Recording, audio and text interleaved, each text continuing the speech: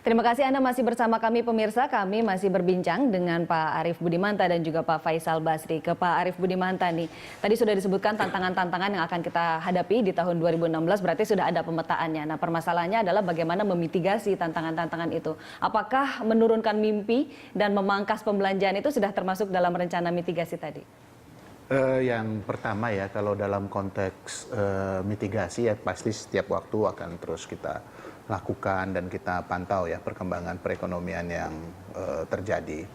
Kemudian yang kedua terkait dengan apa yang disampaikan oleh Pak Faisal yang terkait dengan cut spending, ada beberapa hal yang menjadi catatan ketika pembahasan rancangan Undang-Undang APBN 2016 dengan DPR. Jadi salah satu kesepakatan pada waktu itu terkait misalnya dengan penyertaan modal negara terhadap badan usaha milik negara yang jumlahnya kurang lebih sekitar hampir 40 triliun ya, itu yang akan dibicarakan ulang kembali di dalam APBN 2000 perubahan ya, APBN perubahan di 2016 ini. Jadi artinya bahwa kalau melihat apa yang menjadi kesepakatan antara pemerintah dengan DPR, maka kemudian akan ada APBNP gitu.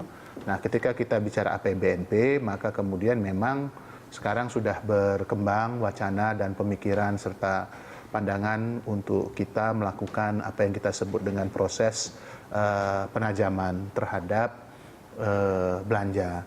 Nah, penajaman terhadap belanja ini tentu saja diarahkan terhadap dua hal ya, belanja-belanja yang dapat mendorong secara langsung produktivitas ekonomi ya, belanja-belanja produktif seperti misalnya pembangunan infrastruktur, kemudian bantalan sosial agar menjaga daya beli dari masyarakat, dan tentu saja juga masukan-masukan dan pertimbangan terhadap rasionalisasi dari sisi penerimaan negara yang juga sudah disampaikan oleh Menko Perekonomian dalam beberapa kesempatan. Nah, sekarang memang lagi berproses, nanti tentu saja pada Februari, Maret pembahasan ini akan mulai dilakukan terhadap misalnya skenario-skenario baru tersebut. Jadi semangat memangkas pengeluaran ini sudah ada gitu ya Pak Arief Budimanta ya?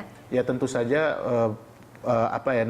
diarahkan, ditajamkan ke belanja-belanja yang lebih produktif, yang lebih efisien, dan kemudian memang memiliki impact langsung terhadap penciptaan lapangan pekerjaan, terhadap pertumbuhan ekonomi. Jadi kita bukan besaran daripada belanjanya yang paling penting, tetapi kualitas dari belanja itu yang lebih penting ya, spending, quality dari spending ya.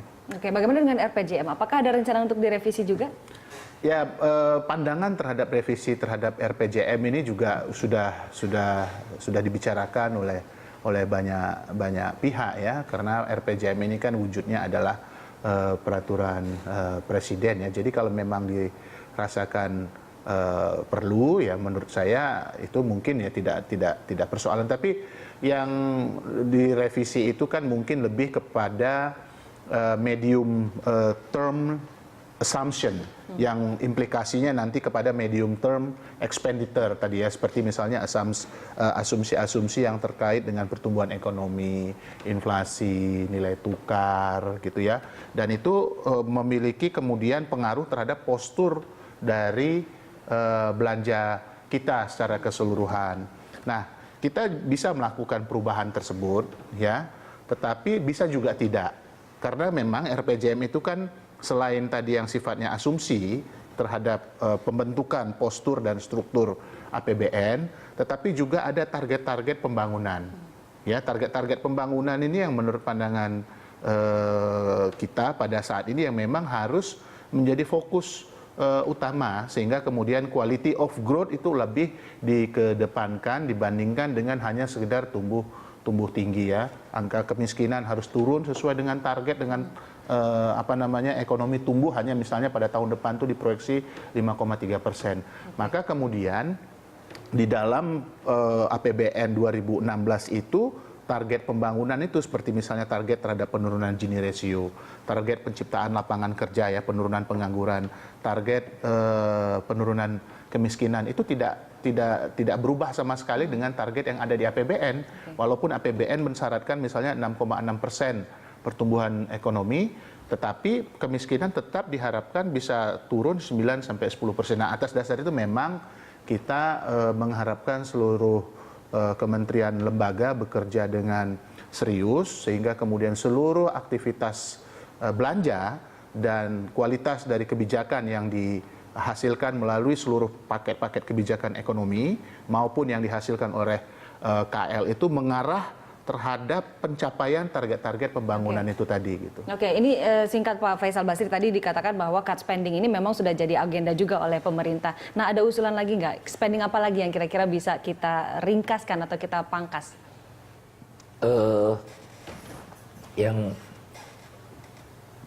paling menggelayuti pikiran saya adalah kan ini era Otda. Hampir seluruh kewenangan diserahkan kepada pemerintah pusat. Kok belanja pemerintah pusat naik terus ya? Gitu kan. Harusnya jumlah pegawainya turun. Jadi harus ada reformasi birokrasi yang enggak semua urusan itu udah sebagian besar di daerah gitu. Itu yang pertama. Jadi untuk menunjukkan komitmen bahwa betul-betul kita melaksanakan apa ya penghematan yang harus gitu. Kalau sekarang itu tidak ada kanwil misalnya, yang ada kanwil kan cuma apa keuangan, agama, hakiman dan sebagainya, itu yang 5 itu. Tapi sekarang ada namanya satker gitu. Kementerian ada satker di daerah-daerah. Menurut saya upaya kita adalah meningkatkan kemampuan daerah untuk bisa melaksanakan itu. Jadi streamlining pemerintah pusat. Kemudian yang kedua, walaupun itu dana tidak diambil dari APBN, tidak berarti itu bisa leluasa sesuka hati. Jadi contohnya adalah kereta api Jakarta-Bandung dan jalan tol Sumatera, 2.000 km.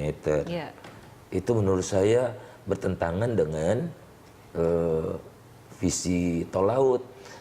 Tol Sumatera 2.000 km itu didesain zaman Pak SBY, ada di dalam MP3EI ketika jembatan Selat Sunda ada. Sekarang jembatan Selat Sundanya tidak ada, kok masih di ngotot gitu. Padahal kita udah punya jalan Trans Sumatera. Bikin aja jalan-jalan lintas dari barat ke timur, bukan dari utara ke selatan gitu, yang membuka isolasi Jambi, Bengkulu dan sebagainya itu. Nah, hal-hal seperti itu. Oleh karena itu kembali lagi, saya rasa meluruskan mimpi juga.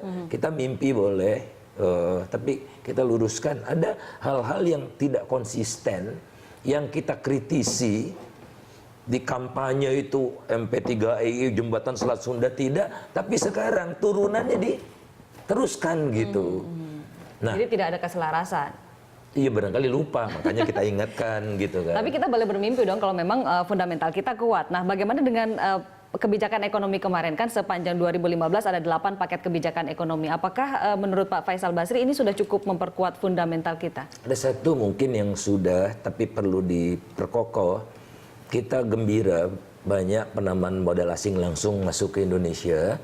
Tapi kalau kita perhatikan, itu sebagian besar yang berorientasi pasar domestik. Jadi industri makanan, minuman, itu orientasinya domestik. Nah, jadi tidak meningkatkan kapasitas ekspor.